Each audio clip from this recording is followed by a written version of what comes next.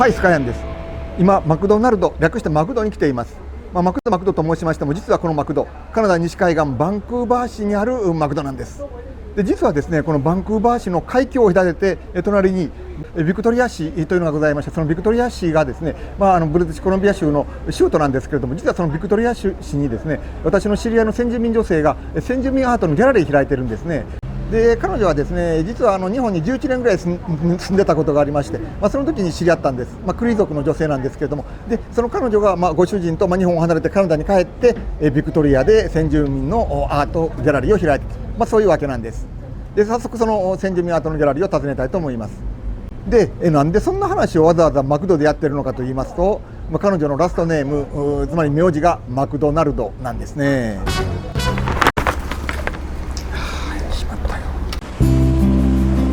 ビクトリアへはフェリーで行きます。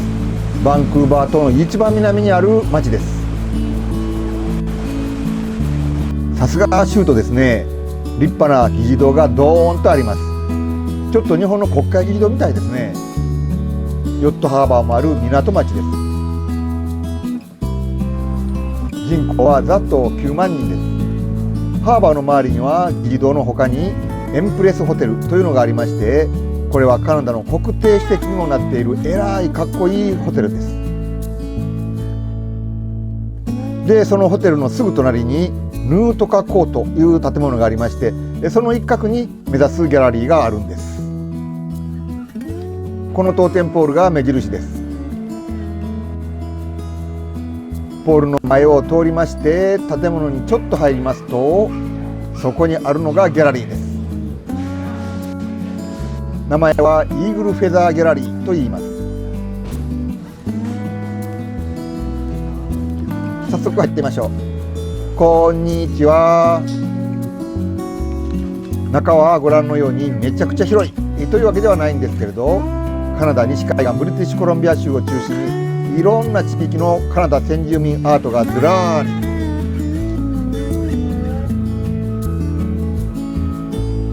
り。日本の皆さん、こんにちは。オーナーのシャーリーさんにギャラリーを開いたいきさつを聞いてみました。Well, I was adopted, and my family, I grew up in a white family, non-native family.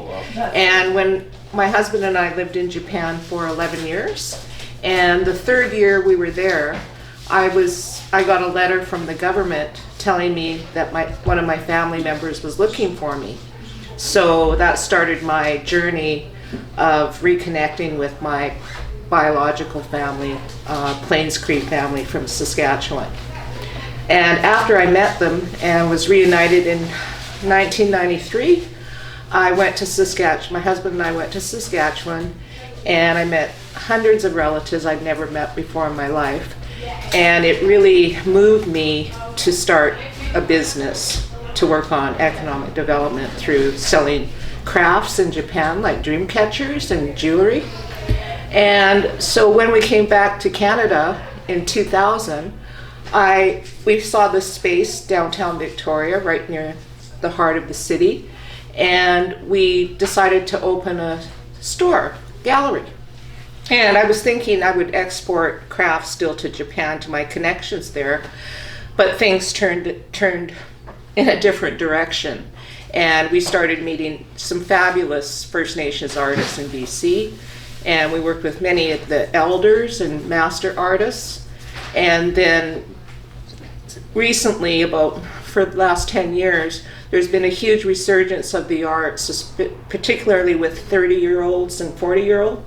And there's a new wave of contemporary art, and it's just been magnificent to witness all the resurgence of the arts and the culture in British Columbia. シャーリーさんの旦那さんで営業も担当するクリスさんにギャラリーに並んでいる作品について説明してもらいました。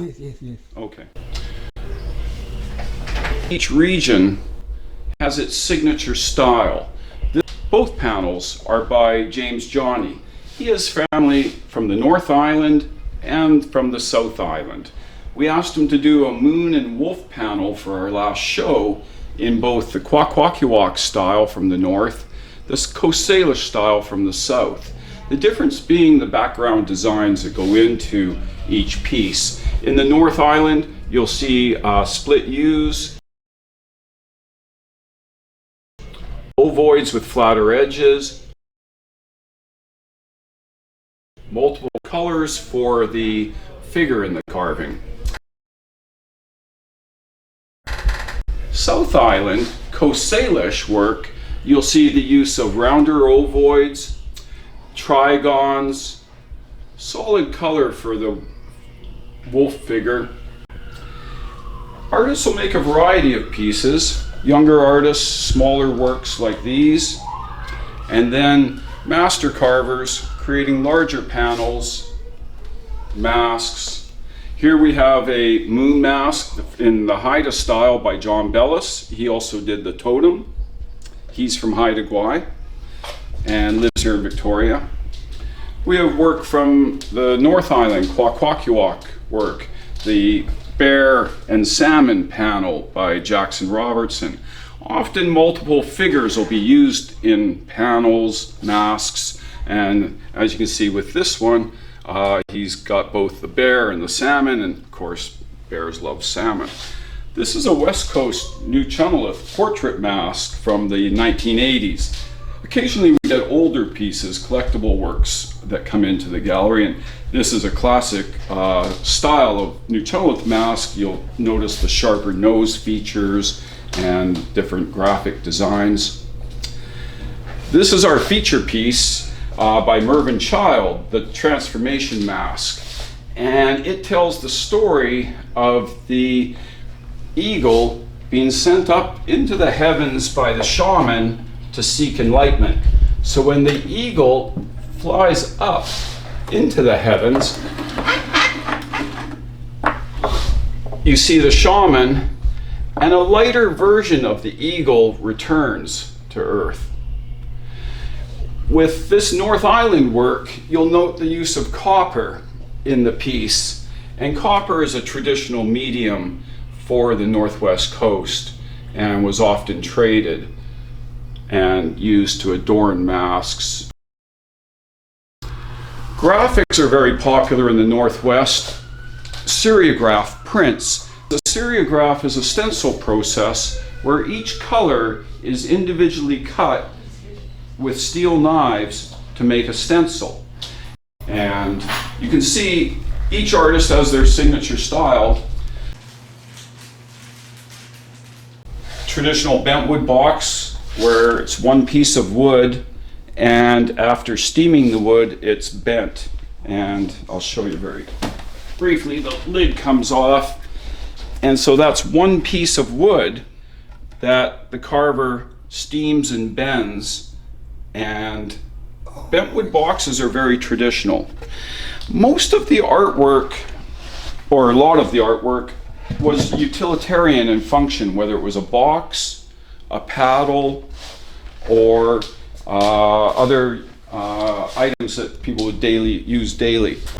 This is a Coast Salish spindle whorl by Roger Charlie, and he's done two wolves, so you can see a symmetrical design, the wolf head, body, tail. Spindle whorls were a flywheel for a spinning loom. The Coast Salish domesticated long-haired dogs, especially for weaving, and they would use the spindle whorl as a loom for creating the weaving. And that was the origin of Cowichan sweaters that are now made from sheep's wool. It all started with long-haired Coast Salish dogs. We also have a number of graphics from other parts of Canada, like Ojibwe work, Norval Morrisseau, that will feature. This is the treasure of chest of prints that we received recently from a collector, and these are all from 1980. This is a Norval Morrisseau that was printed in Vancouver in 1992. One of his last print editions. She once lived in Vancouver. Yes, Victoria and Vancouver in the 80s and early 90s. How much is it? $300. 欲しい。Okay, Chris, would you please tell me what is the policy of this gallery? Certainly. Eagle Feather Gallery is First Nations owned, and each of the artists have ongoing displays of their artworks. And the gallery works in partnership with the artists to create masks, panels, and other artworks that you'll see on display.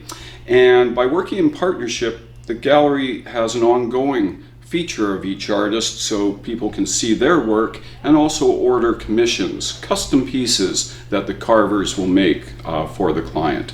Because Shirley's First Nations, the founder of the gallery, she has both an understanding of the culture but also of working with artists that are First Nations. And by working in partnership, it's an equitable relationship with the artist, and we feel that is the business model that works best for us. For artists working with the gallery, they're able to set the price of their work. The gallery does not dictate the pricing, rather sets the pricing in partnership with the artist, so it's fair both to clients and to the artist. It's our version of fair trade. スカヤン、今日はこのノーバルモリソーを$300プラス送料$36、$336でゲット。超ハッピー。Why you choose the art gallery of the indigenous people? Well, I wanted to learn about First Nations in Canada because I did not grow up with my people. I did not learn things in school. All my friends were non-native. So it was a wonderful opportunity for me to learn in person from all the artists that I talked to, all the First Nations that visit the gallery. And I learned so much from their stories and dialogue. And it's just really helped ground me as a First Nations woman in Canada to learn so much of the history and more painful issues like the residential schools and loss of culture and languages. But I've seen a huge revitalization and a lot of support from mainstream Canadians now. この日も地元の先住民アーティストが奥さんと一緒に訪ねてきました。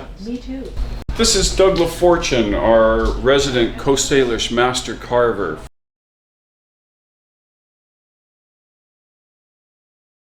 Since we first opened over 20 years ago, Doug has been with the gallery, creating everything from totems to masks to talking sticks to graphics. We recently did. Coast Salish design has really come into its own, and Doug is at the forefront of that work. He's made a lot of different acquaintances of artists, you know, Coast Salish and their channels. Haida, few Haida, and he knows quite a few artists. When we first met Doug, and we knew no artists, had only met a few like himself, but he predicted in time we'd meet everybody. And that came to be very, very true over the years. It's true. And Doug does a lot of commission work. So we're always talking about different projects that can be done. And that's a big part of what we do in the gallery, working in partnership with the artist to create something for a client. How much is on there? いきなり何が始まったんかと思いましたけど、彫刻するためのパネルを探していたんですね。取り組む作品のイメージもこういうふうに具体的に打ち合わせるんですね。ダウンタウンにあるので作家も客も来るのに便利というわけなんです。こういうパネル板はギャラリーが準備するんです。Okay, and wax it. I'll carry them out, Doug. Okay, thanks. Thank you for shopping at Eagle Feather Gallery. Nice to meet you. We are wood. Oh, nice. Thank you. Thank you. See you guys soon. Yeah. And send you off with some omiyagi. That's gifts. Omiyagi. People would take a trip and not tell anyone because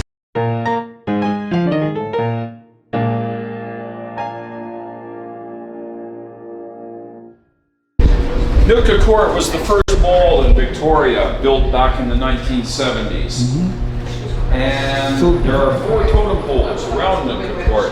This is the best Japanese restaurant in Victoria, as it's our favorite and a good neighbor. And this is a Japanese tea shop, Jaga Silk, and all the tea is from Japan, and they're a very good neighbor. They provide the music and tea service for our annual arts festival, celebrating wild wolves. This totem pole by Tony Hunt has the eagle on top, and also a bear for the next figure, holding a red snapper, and a wolf holding a halibut. And this totem was carved back in 1970 by Tony Hunt. These totems were done almost 50 years ago now.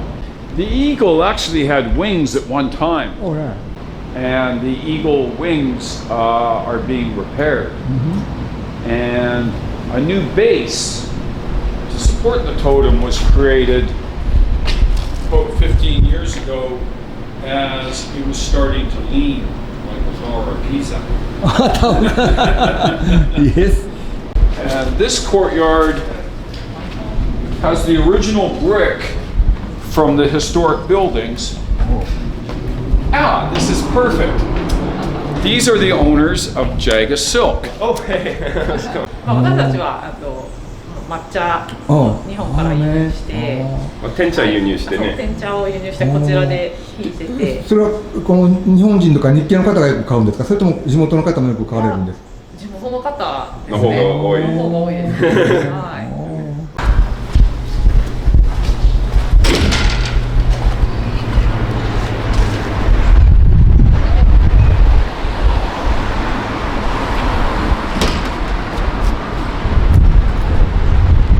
This totem was carved by Tony Hunt back in the 1970s.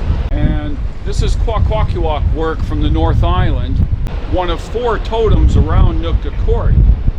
And it features the Thunderbird on top, with the chief holding a copper, a raven, and a Zunaqua also holding a copper. Tony Hunt also used copper, which I actually hadn't noticed before, but that's copper on the knees of the raven. And as we were saying earlier, copper is an important part of the artwork.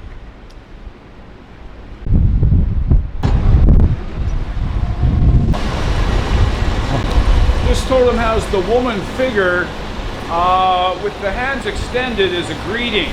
It's known as a welcome figure. The next figure is the raven, and then I see an eagle at the bottom there. This is the 4th totem at the entrance to Nootka Court. では最後にビクトリアの夕景をお楽しみください。